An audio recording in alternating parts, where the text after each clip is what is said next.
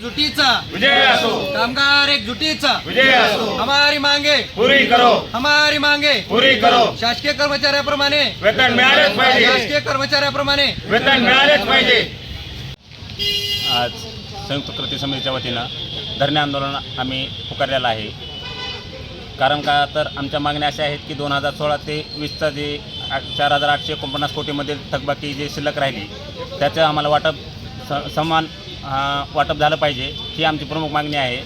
त्यानंतर 20 ते 24चा करार जो झाला आहे त्यात 2,500, 4,000 आणि 5,000चं जे अनामली झालेली आहेत, नवीन पोरांना जास्त आणि जुन्या कर्मचाऱ्यांना कमी, त्यात अनामली झालेल्या आहेत त्या दूर करण्यात याव्या।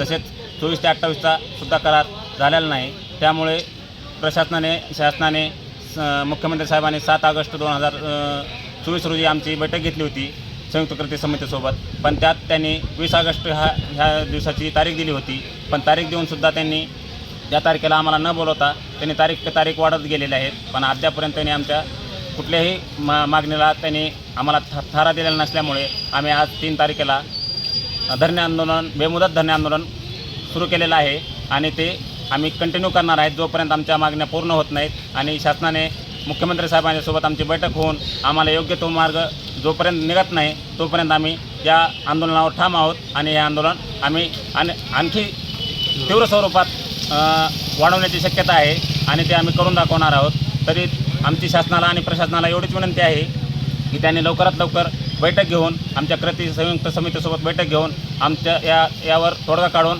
आम्हाला न्याय द्यावा व शासकीय कर्मचाऱ्यांप्रमाणे वेतन आम्हाला मिळवून द्यावं हीच आमची अपेक्षा आहे।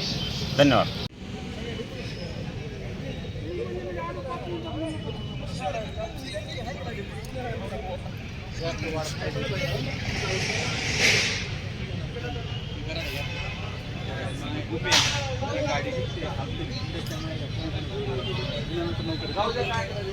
गाडी